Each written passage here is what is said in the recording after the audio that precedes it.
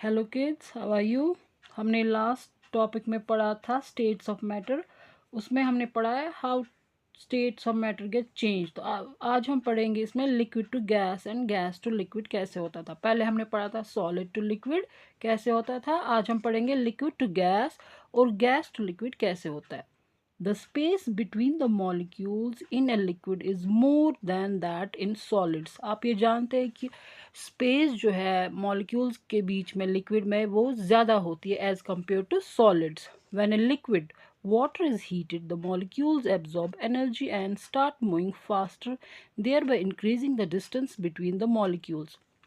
जब हम किसी लिक्विड को पानी को हीट करते हैं, जो इसके अंदर मॉलिक्यूल्स होते हैं वो एनर्जी एब्जॉर्ब करते हैं, हीट एनर्जी एब्जॉर्ब करते हैं and they start moving faster, वो तेज़ चलते हैं।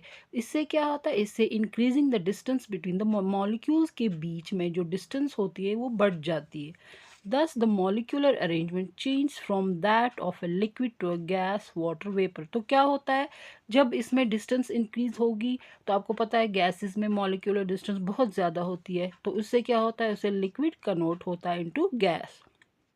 This process of changing a liquid into a gas at its boiling point is called vaporization। इस प्रोसेस को बोलते हैं vaporisation.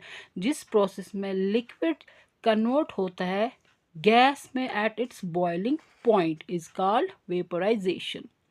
The entire bulk of liquid vap the entire bulk of liquid vaporizes। जो सारा लिक्विड होता है वो सारा वेपोराइज होता है।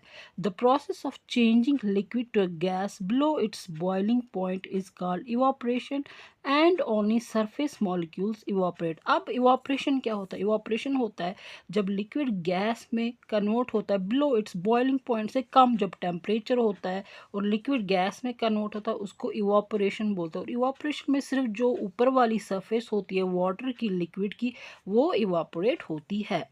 The moisture or humidity present in air and the drying of clothes or wet floors are some examples of evaporation।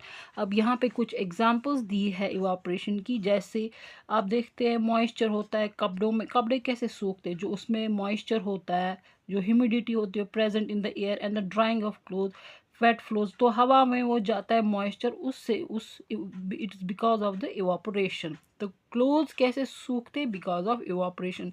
अगर आप देखेंगे फर्श गीला होता है तो थोड़ी देर बाद वो सूख जाता है, it's all because of the evaporation. The molecules in a gas, water vapor are very loosely packed and there is a large distance between them। जो गैस में molecules है they are very loosely packed, यानी उनके बीच में बहुत distance होती है। On cooling, जब हम इसको ठंडा करते हैं गैस को, the movement of molecule slows down and the molecule come closer. जब हम गैस को ठंडा करते हैं तो मॉलिक्यूल्स की मूवमेंट क्या होती है, वो कम हो जाती है, इस वजह से मॉलिक्यूल्स आपस में साथ आ जाते, they come closer. The molecules become less free, तो मॉलिक्यूल्स थोड़ा फ्री नहीं होते, वो कट जाते हैं। To move as in the liquid, तो जैसे लिक्विड में देखा गया मॉलिक्यूल के बीच में कम डिस्टेंस है तो गैसेस में ज़्यादा डिस्टेंस होती है, लेकिन जब हम इसको कूल करते हैं तो मॉलिक्यूल्स बिकम लेस फ्री, तो वो थोड़े वो ज़्यादा नहीं फैलते, वो they come closer. The process of changing a gas into liquid on cooling is called condensation। इसी प्रोसेस को हम कंडेंसेशन बोलते हैं। जब हम किसी गैस कन्वर्ट होता है लिक्विड में ऑन कूलिंग, लेकिन जब टेम्परेचर कम होता है उस प्रोसेस को बोलते हैं condensation. When the gas changes into liquid on cooling, this process is called condensation। The formation of clouds, forming of water droplets on the outer surface of a glass filled with chilled water, fog and dew in winters are some examples of condensation। अब आप याद रखिए condensation की कितनी examples है। जैसे cloud बनता है because of condensation. Forming of, आप देखिए एक ग्लास है जिसमें एक ठंडा पानी है, उसके बाहर आप देखिए वाटर ड्रॉपलेट्स होते, it is because of the condensation. Fog, जो सुबह होती है हवा, आप देखते हैं फॉग, वो भी it's because of the condensation. And due in the winters, जो शबनम, ड्यू मीन्स शबनम, आप सुबह देख सकते हैं ग्रास पे, लीव्स पे वाटर ड्रॉपलेट्स होते हैं, उसको ड्यू बोलते हैं, इट्स विंटर्स में ये होता है। ये सब एग्जाम्पल्स है कंडेंसेशन की। अब चलते सब्लिमेशन एंड डिपोजिशन पर। What is sublimation? Sometimes the change in the state of matter does not occur from solid to liquid to gas और from gas to liquid to solid. यानी कभी आप देख सकते, हम यूजुअली देखते हैं जब change in state of matter होता है तो होता है सॉलिड होता है पहले, फिर वो लिक्विड बनता है, लिक्विड को और हीट देता है, वो गैस बनता है, या गैस से पहले लिक्विड, गैस के बाद लिक्विड बनता है, लिक्विड के बाद सॉलिड होता है। लेकिन कई चीज़ों पे सीधे कन्वर्ट होता है। Some solid such as camphor, जैसे कैम्फर और नैप्थलीन बाल्स जो होते हैं, they directly change into the gaseous state without turning into a liquid. वो सॉलिड फॉर्म में होते हैं, कैम्फर भी सॉलिड फॉर्म में होता है, नैप्थलीन बॉल्स भी आपने देखी होगी, वो कपड़ों में रखते हैं, वाइट बॉल्स होती है, ये सीधे कन्वर्ट होते हैं इनटू गैसियस स्टेट, यानी ये लिक्विड में नहीं, पहले ये सॉलिड होते, they change directly from solid to gaseous state. The process of changing a solid into its gaseous state is called sublimation. इस process को हम sublimation बोलते हैं। वो process जिसमें solid convert होता है into gaseous state is called sublimation. The process of changing gas into solid state is called deposition. तो process of changing gas into solid state, उस process को बोलते हैं deposition.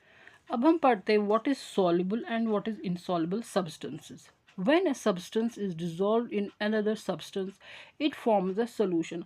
आप देख सकते, किसी अगर कोई चीज़ हम दूसरे चीज़ में डिज़ोल्व करते मिलाते, उसको बोलते एक सोल्यूशन बनता है। फॉर एग्ज़ाम्पल ए लेमनेड, जैसे हम लेमन डालते पानी में, it's a solution. The substance that is dissolved is called a solute. और जो सब्सटेंस हम उसमें डालते, हम लेते हैं जैसे वाटर में अगर हम सॉल्ट डालेंगे तो सॉल्ट को बोलते हैं solute. The substance in which a solute is dissolved is called a solvent.